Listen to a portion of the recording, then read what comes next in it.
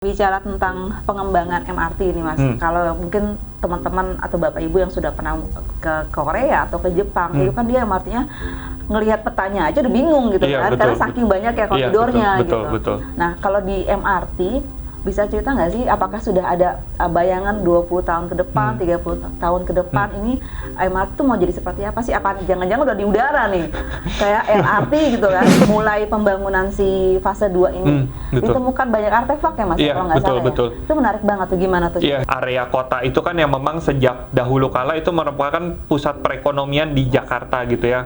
Oleh karena itu ketika kita melakukan pembangunan, kita melakukan tunneling, pada saat kita melakukan ekskavasi, itu banyak sekali ditemukan artefak-artefak kuno gitu. Salah satu yang cukup menarik adanya jalur tram Belanda gitu, yang artinya sebetulnya di masa lampau ketika perencanaan kota mereka juga sudah mengconsider penggunaan transportasi publik tuh waktu itu dengan menggunakan tram gitu ya.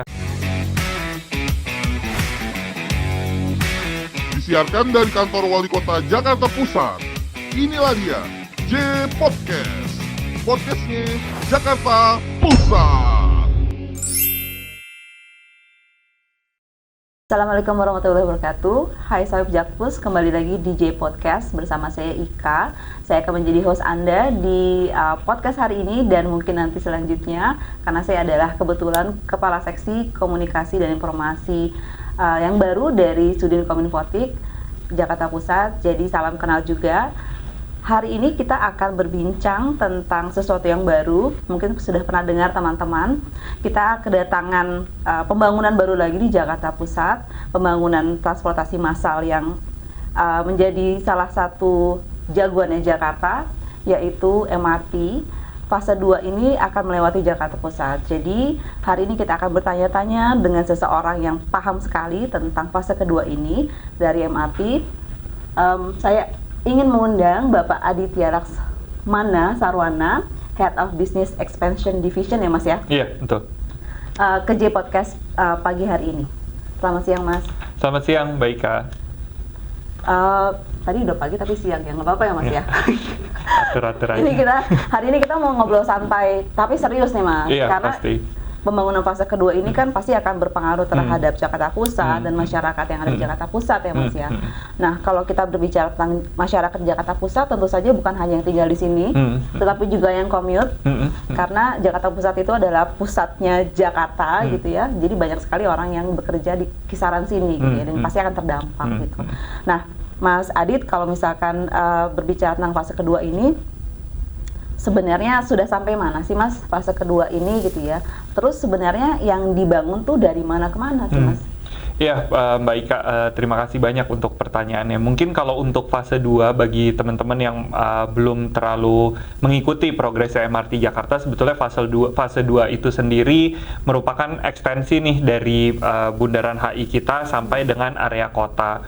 Kurang lebih ada 7 stasiun, dari stasiun Tamrin, Monas, Harmoni, Sawah Besar, Mangga Besar, Glodok sampai dengan kota gitu. Dan saat ini pembangunannya sendiri dibagi menjadi 2 segmen besar, yaitu segmen Bundaran HI sampai dengan Harmoni dan segmen Harmoni sampai dengan kota. Untuk yang Bundaran HI sampai Harmoni sendiri, progresnya itu per hari ini sudah 45% dan segmen 2-nya dari Harmoni sampai kota sudah 12%. Mungkin seperti itu, Mbak Ika. Berarti berapa panjang tuh Mas? Nah, panjangnya sendiri kurang lebih 6,3 km dan itu semuanya full underground. Full underground. Oke, jadi kalau misalnya fase 1 kita ada yang ke atas, ada yang ke bawah gitu ya. Ini semuanya full underground. Full underground, betul. Semua stasiunnya juga. Iya, yang betul. akan puncaknya atau ujungnya ada di kota. Kota, betul. Oke. Berarti itu dia akan terintegrasi dengan KRL, KCI, dengan Transjakarta juga gitu ya Mas ya? Iya, betul. Oke. Tujuannya memang itu ya Mas ya, integrasi itu ya? Iya, jadi kan kalau teman-teman maksudnya melihat gitu ya bahwa MRT ini saat ini kalau kita bandingkan dengan negara lain gitu ya, bahwa jalur MRT saat ini hanya segaris gitu ya. Tentunya kalau kita cuman hanya melayani yang ada di rute MRT itu sendiri, jadi sangat sedikit yang hanya bisa kita layani. Kita tahu bahwa sebagai moda transportasi umum, integrasi ini sangat penting, di mana sebetulnya ada 3 level integrasi. Yang pertama, integrasi secara fisik, artinya bagaimana bangunan-bangunan stasiun tersebut dibangun terhubung dengan moda transportasi lainnya gitu, seperti misalnya ada yang di CSW, di ASEAN, di mana MRT Jakarta terkoneksi secara langsung dengan Transjakarta, kemudian di Bundaran HI juga, di mana MRT Jakarta terintegrasi bangunannya secara langsung dengan haltenya Transjakarta, itu integrasi fisik.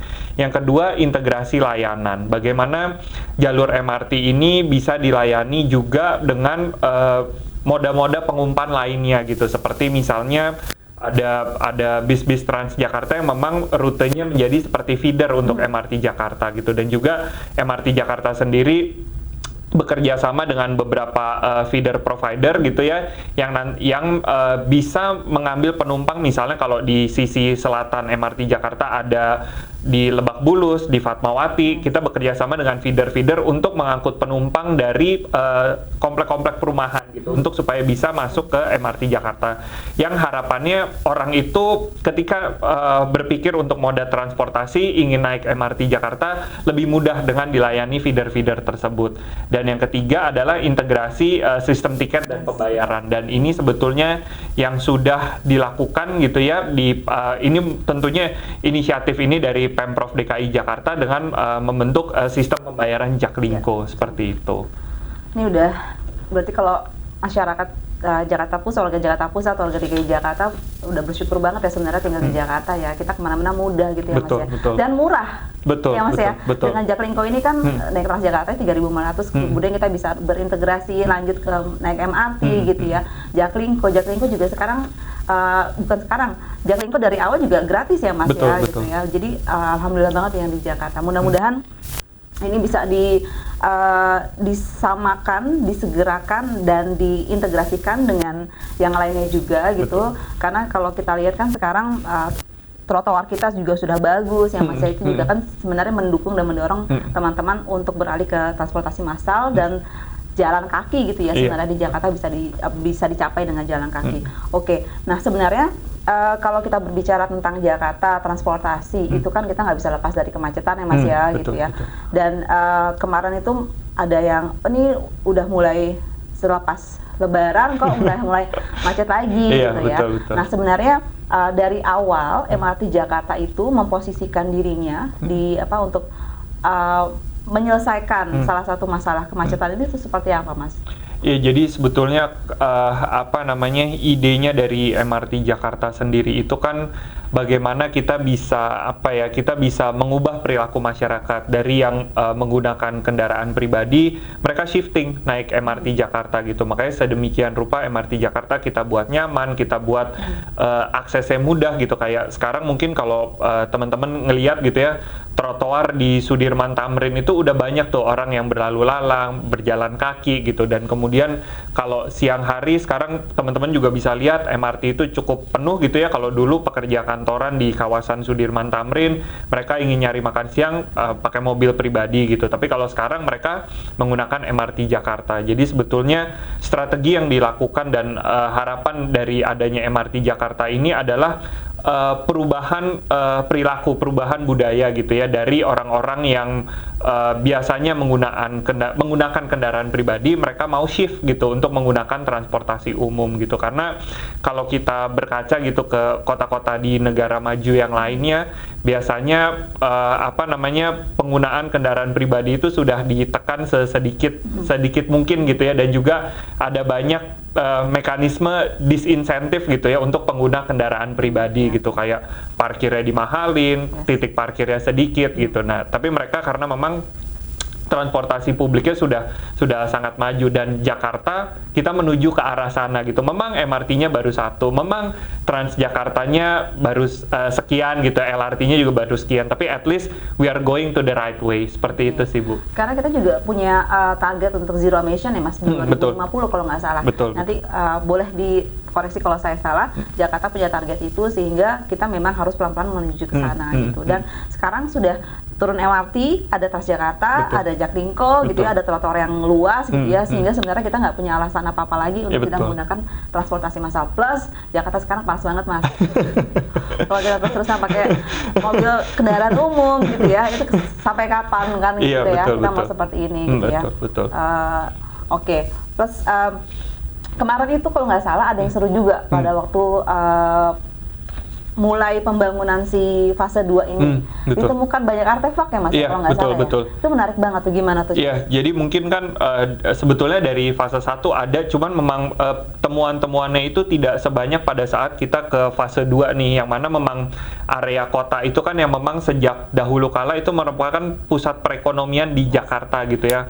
Oleh karena itu ketika kita melakukan pembangunan, kita melakukan tunneling, pada saat kita melakukan ekskavasi, itu banyak sekali ditemukan artefak-artefak kuno gitu. Salah satu yang cukup menarik adanya jalur tram Belanda gitu, yang artinya sebetulnya di masa lampau ketika perencanaan kota mereka juga sudah mengconsider penggunaan transportasi publik tuh waktu itu dengan menggunakan tram gitu ya.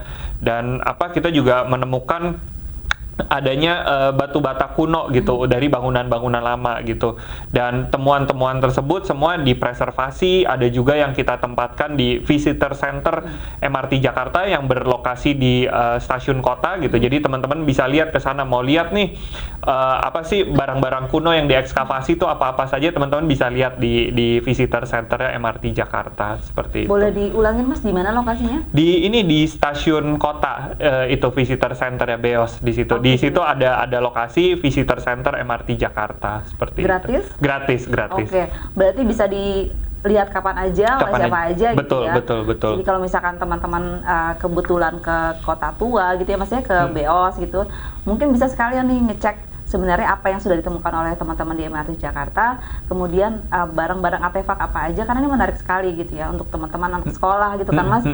Bukan hanya ada ke museum, tapi ini mudah-mudahan kedepannya kalau banyak artefak yang ditemui bisa jadi museum sendiri nih. Ya.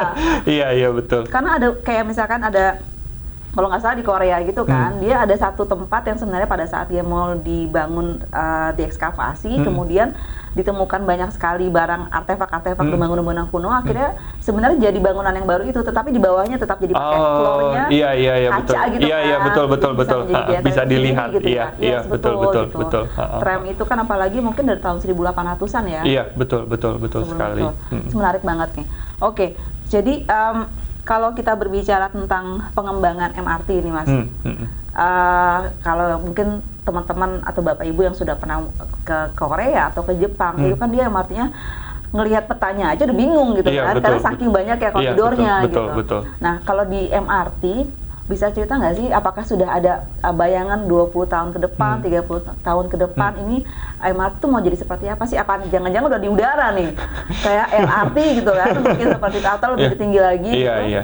Iya. Jadi sebetulnya kalau ditanya rencana pengembangan MRT seperti apa, sebetulnya tentunya kita tidak lepas dari perencanaan yang dilakukan oleh Pemprov DKI gitu. Jadi rekan-rekan di Dinas Perhubungan mereka sebetulnya sudah menyusun rencana induk transportasi Jakarta gitu. Di situ ada tuh rencana master plan untuk BRT, LRT dan MRT seperti apa gitu. Dari MRT Jakarta sendiri saat ini kita tengah berfokus ke 3 pembangunan. Yang pertama tentunya jalur MRT Utara Selatan yang mana sudah dimulai dari Lebak Bulus sampai Bundaran HI, akan kita perpanjang sampai kota dan nanti akan terus sampai ke utara Jakarta gitu. Dan kemudian jalur MRT Timur Barat. Jalur MRT Timur Barat ini sendiri Jakarta Utara ya kalau nggak salah ya? Kenapa? Yang di Jakarta Utara bukan tuh? Yang Timur Barat. Timur Barat ini mulainya dari dari Kembangan sampai dengan Medan Satria gitu. Jadi nantinya jalur Timur Barat ini akan terintegrasi dengan jalur Utara Selatan di stasiun Sarinah gitu. Jadi nanti stasiun Sarinah itu akan menjadi stasiun yang cukup besar untuk MRT Jakarta karena Sarinah betul, karena menghubungkan yang Utara Selatan dan juga yang Timur Barat. Kemudian kita juga tengah berproses bersama-sama dengan Pemprov DKI untuk rencana pembangunan jalur MRT dari Kampung Rambutan sampai dengan Fatmawati seperti itu. Itu kurang lebih yang saat ini tengah digarap dan berproses di MRT Jakarta.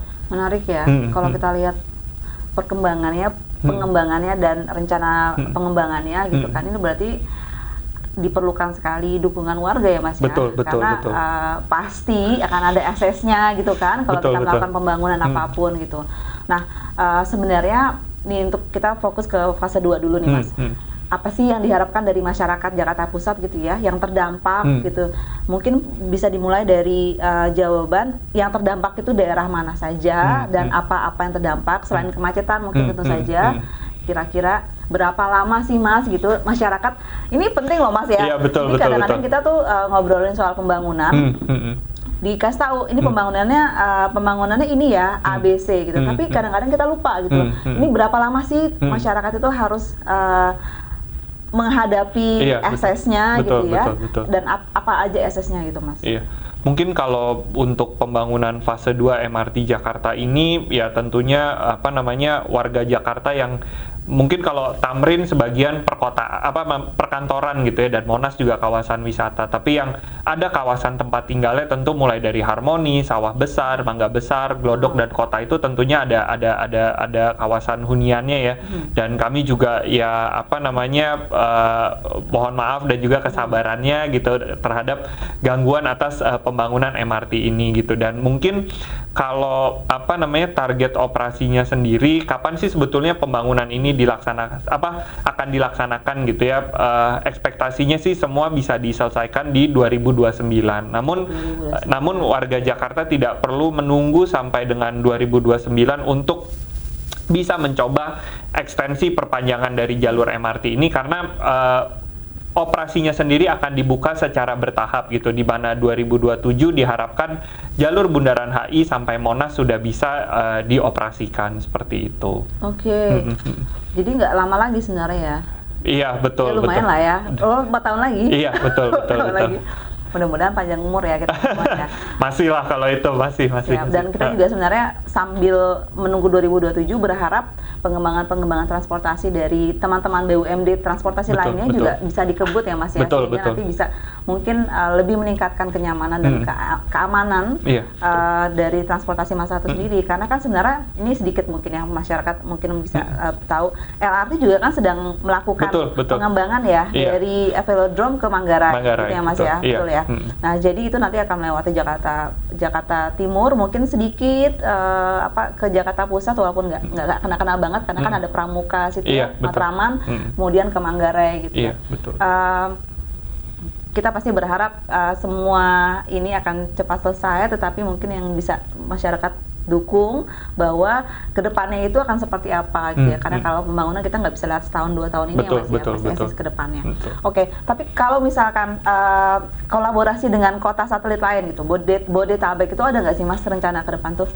Ada sebetulnya, dan beberapa sudah terlaksana juga gitu, kayak misalnya dulu kami didukung oleh Transjakarta gitu, ada Royal Trans, mereka mengangkut penumpang dari kawasan selatan Jakarta gitu. Bukan Jakarta Selatan, bukan Jakarta Selatan, tapi di selatannya Jakarta gitu ya. Dan kemudian mereka melewati stasiun-stasiun MRT Jakarta gitu, karena harapannya kalau warga di luar Jakarta bisa dengan mudah menggunakan MRT Jakarta, harapannya ketika mereka masuk dan commuting di dalam kota Jakarta, mereka sudah menggunakan kendaraan umum gitu, tidak lagi masuk dengan kendaraan pribadinya seperti itu. Berarti apakah ada rencana untuk membangun atau menambah kantong-kantong parkir di kota-kota satelit di sekitaran Jakarta, Mas?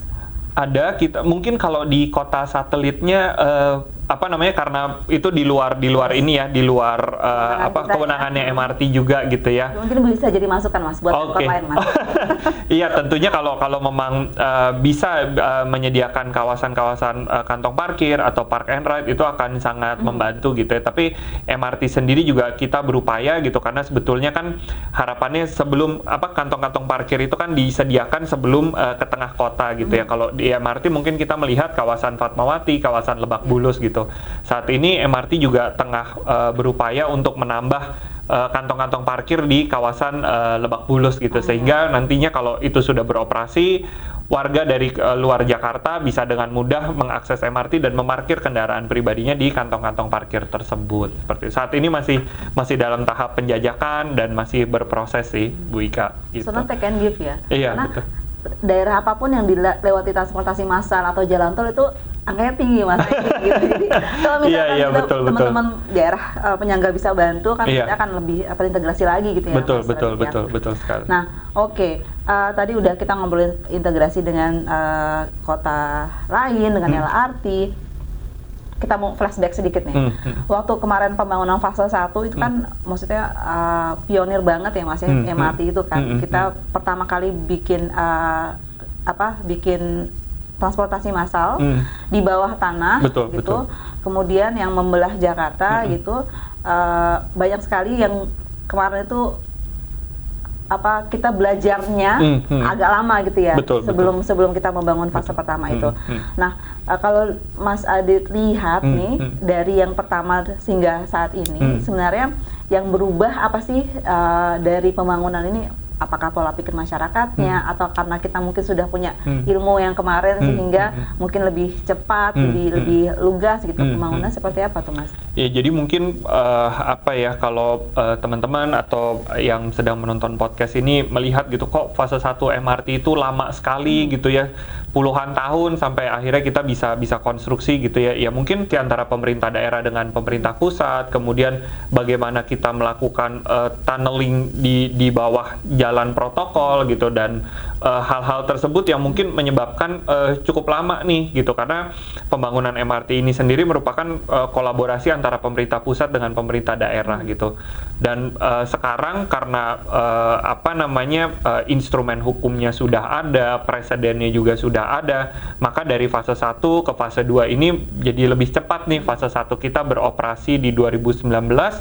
Di 2019 itu juga kita sudah mulai pembangunan fase 2. Waktu itu diawali di Monas dengan pembangunan D-wall untuk ini stasiun, bukan stasiun ya, RSS untuk suplai listrik di jalur fase 2 nanti gitu. Jadi memang sudah lebih cepat gitu, dan juga kita berkoordinasi dengan pemerintah pusat juga karena fase 1-nya sudah berjalan gitu ya, itu jadi lebih lancar gitu, karena kita juga sudah tahu kalau seperti ini waktu fase 1 tuh gimana sih melakukannya, jadi presiden-presidennya sudah ada gitu, sehingga untuk pembangunan fase 2 ini ya boleh dikatakan relatif lebih cepat seperti itu. Ini Monas terdampak nggak tuh Mas? Monas terdampak, tapi juga sudah dimitigasi ya, iya betul. Seperti gitu. apa tuh Mas? Waktu pembangunan kan kalau saya tidak salah ada relokasi ini ya, pohon-pohon, pohon-pohon yang harus direlokasi gitu. Tapi MRT berkomitmen gitu ya, maksudnya kita lihat gitu ya, waktu pembangunan MRT di jalur utara selatan di fase 1 kan pohon-pohon di Sudirman itu kan harus ditebang, tapi saat ini kan juga kita ganti lagi gitu, seperti kita itu. Kita bikin peraturan untuk diganti, itu kita ganti ya Mas? Iya, harus diganti, betul. Karena kan misinya MRT Jakarta selain moda transportasi juga kan kita ingin jadi salah satu moda transportasi yang ramah lingkungan dan juga mendukung programnya DKI untuk net zero gitu. Jadi semua inisiatif-inisiatif tersebut kami lakukan seperti itu. Oke, menarik. Nah, kalau ngomongin soal transportasi umum, tadi soal perubahan perilaku gitu ya, pemerintah Provinsi DKI Jakarta sendiri kan kita sedang mengupayakan dan mendorong juga TOD ya Mas ya, Transit Oriented Development gitu. Jadi kalau dulu beda cerita, tetapi sekarang di mana ada transportasi massal, kita ingin bahwa masyarakat itu tidak jauh-jauh dari situ beraktivitasnya gitu. Nah, kalau sebagai bagian dari development division itu MRT apakah sudah ada rencana ke situ Mas, TOD mungkin, kalau misalkan kalau nggak salah teman-teman perumahan bekerja sama dengan teman-teman Transjakarta itu sudah kayak membangun beberapa cohabitat atau di Fatmawati gitu segala macam itu. Kalau MRT sendiri rencana ke depannya tuh seperti apa, Mas? Iya, jadi sebetulnya terkait dengan konsep pembangunan transit oriented development gitu ya, bagaimana filosofinya itu kan bagaimana kawasan yang dekat dengan moda transportasi itu memiliki kepadatan yang tinggi gitu. Oleh karena itu banyak bangunan vertikalnya, kemudian ada bangunan fungsi campuran di mana mengkombinasikan antara fungsi komersial dengan fungsi tempat tinggal, fungsi hunian gitu ya. Dan itu yang yang sudah dilakukan oleh MRT Jakarta. Memang keterbatasan dari MRT Jakarta adalah kita memang tidak mempunyai lahan sendiri gitu, tapi kita menggait baik dari yang sektor private, kemudian baik juga dari startup gitu, untuk bagaimana bisa berkolaborasi untuk yang pertama kita membantu untuk menyediakan hunian gitu ya di sekitar MRT gitu. Kita bekerja sama dengan beberapa startup menyediakan alas padu. Alas padu itu co-living gitu ya, co-living. Kita dengan startup tersebut menyediakan alas padu, ada di kawasan Duku Atas, ada di kawasan Trogong, ada di Fatmawati juga gitu, yang harapannya kan sebetulnya kalau di Jakarta ini orang selalu bilang, waduh punya rumah nih mahal sekali gitu ya, bagaimana kita bisa tinggal supaya commutingnya nyaman gitu ya, dan makanya MRT menyediakan co-living tersebut dengan bekerja sama gitu. Ini alas padu itu yang sewa atau yang sewa? Ada yang sedang dibangun, ada yang Lebak Bulus ya? Iya, rumah padu rumah padu itu sedang dalam tahap pembangunan konstruksi. Di Fatmawati kalau nggak salah. Di Fatmawati, betul. Okay. Di daerah One Bell Park. Iya, betul. Jadi itu seperti konsepnya sebenarnya lebih kepada penyediaan rumah vertikal untuk masyarakat, tapi yang bisa dimiliki gitu ya. Betul. Kalau yang si alas padu ini berarti dia bekerja sama dengan startup, mungkin gampangnya mungkin rumah kos-kosan gitu ya. Iya, betul, gitu. Cuman mereka karena mereka punya konsep co-living gitu ya, jadi memang dari desainnya sendiri juga, kalau dulu kan kos-kosan ya rumah ada kamarnya lebih disewakan gitu. Kalau ini mereka memang sudah konsepnya co-living, jadi di tengahnya itu ada kita bukan bilang community center tapi communal space gitu. Jadi orang bisa ketemu di tengah, bisa beraktivitas bersama gitu. Aku tahu yang ini nih. Yang paling kemarin pada saat baca gitu ya tentang si alas padu ini adalah ini murah banget ya, Mas ya. Iya. Kalau nggak salah tuh ada yang salah satu yang di Duku Atas, cuma 5 menit doang dari berjalan kaki kan ya. Betul. 5 menit berjalan kaki dari si halte Transjakarta MRT itu, tapi angka biaya sewanya itu lebih murah banyak gitu ya daripada kalau misalkan kita sewa di apartemen atau ngekos di situ ya, Mas ya, kalau nggak salah. Betul. Dan sebetulnya keunggulannya gitu ya dengan konsep alas padu ini, kita mencari titik-titik yang terintegrasi dengan moda transportasi yang lain gitu. Kita lihat bahwa di Duku Atas itu kan kawasan yang integrasi transportasinya itu bisa dibilang cukup lengkap lah di Jakarta. Ada MRT, ada kereta bandara, ada kereta KCI, ada BRT juga gitu. Artinya kalau kita menghuni kawasan tersebut gitu ya, kita mau kemana-mana ya dalam jangkauan kendaraan umum dan sangat nyaman seperti itu. Tapi ini berarti terbatas dulu-duluan. Iya, kan? Tapi kalau secara detail mungkin saya nggak bisa cerita terlalu banyak sih yang ini. Ada tim komersial. Kita undang lagi. Karena menarik banget teman-teman Sohib Jakpus gitu ya. Ada tempat kosan yang bagus sekali di tengah Jakarta, tetapi harganya tuh bener-bener murah. Dan sebenarnya kan karena ini kan kerjasama Pemprov DKI Jakarta dengan ini ya, dengan teman-teman startup gitu ya, untuk mendukung si transit oriented development. Kita mau nge-grab orang-orang, ya sudah tinggal saja di sini gitu ya, biar transportasi masalah menggunakan transportasi masalah kemana-mana dan meminimalkan si zero emission itu tersebut, tujuannya. Oke. Ini menarik banget, Mas Adit. Terima kasih banyak sudah datang. Kita undang lagi boleh ya? Boleh banget. Diundang boleh nggak ke sana? Boleh sekali, Bu. Boleh. Nanti kapan-kapan Jakarta Pusat Sohib Jakpus, kami boleh ya, Mas ya, diundang mungkin fase 2 pembangunan, kami dikasih privilege dong ya, liputan ke bawah gitu ya. Pasti. Untuk melihat sebenarnya sudah sejauh mana nih fase 2 ini pembangunannya gitu. Mas Adit, terima kasih sekali sudah datang hari ini. Teman-teman Sohib Jakpus, itulah bincang-bincang kita pada hari ini dengan Bapak Aditya Laksmana Sarwana, Head of Business Expansion Division dari PT MRT Jakarta.